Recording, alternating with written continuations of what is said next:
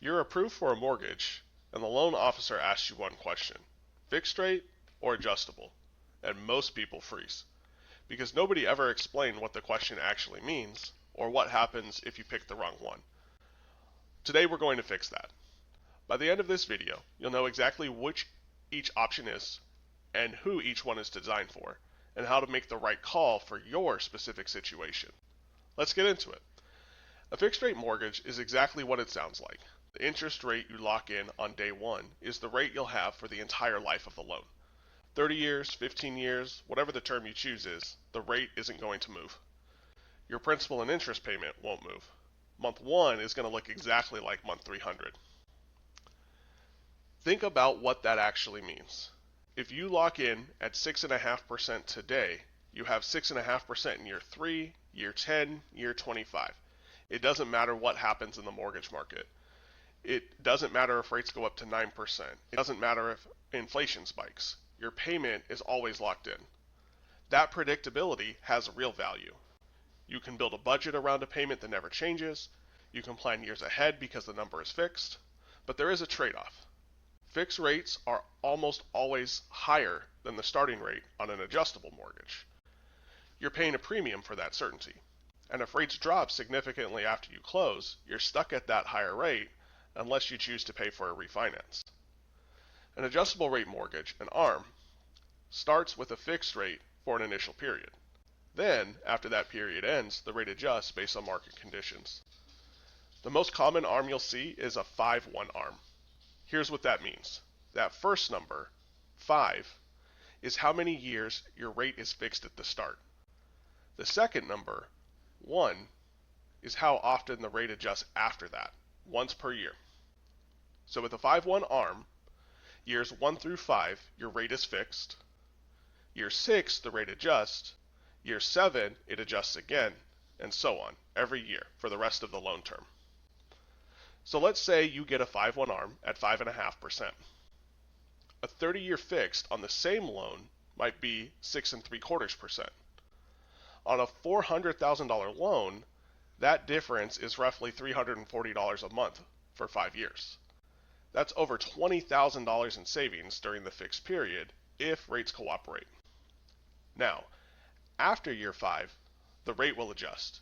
It's tied to a market index, usually the SOFR, plus a margin set by the lender. The new rate could be lower than your starting rate, or it could be higher, potentially much higher. There are caps that limit how much it can move. Typical structure might limit it to 2% per adjustment, with a lifetime cap of 5% above the starting rate. So if you started at 5.5%, the worst case would be 10.5%. Now that you understand how both work, here's the real question. Which one is right for you? A fixed rate mortgage makes the most sense when you're buying a home you plan to stay in long term. 10 years, the rest of your life. If you're going to be in the house for decades, locking in a predictable payment protects you from whatever happens to interest rates in the future. If you have a fixed income or a tight budget, if your finances don't have a lot of margin, you cannot afford for your payment to jump $400 or $600 because the market moved. The fixed rate removes that risk entirely. If you're in a low rate environment and rates are historically low, locking in is almost always the smart move. You're essentially buying certainty at a discount. Now, an adjustable rate mortgage makes more sense when you have a clear short-term plan. If you know realistically that you'll sell or refinance within maybe 5 to 7 years, you can take the lower starting rate on an ARM and exit before the adjustment ever kicks in. This is how a lot of people strategically use ARMs. If you're a high income earner with financial flexibility and the rate adjustment happens to go up, you can absorb that higher payment. The risk is real, but it's manageable in your situation. If rates are high and expected to drop, and the current environment is saying rates will fall, an ARM lets you benefit from that drop without paying closing costs to refinance. ARMs aren't dangerous products. They're products designed for a specific type of borrower. When they're used in the right way with the right person, they can save a significant amount of money. But when they're used by the wrong person, that can create real financial stress. The key in deciding between the two is being honest about which situation you are actually in. After 12 years in banking, here's the mistake I see most often. Someone takes an ARM because the payment is lower, not because they have short-term plans, not because they've stress tested what happens if the rate adjusts, but because the lower payment is what they can qualify for. That's using a short-term tool to solve a long-term problem. If the only reason you're looking at an ARM is because the payment is more manageable right now, that's worth pausing on. Because in year 6, the rate adjusts.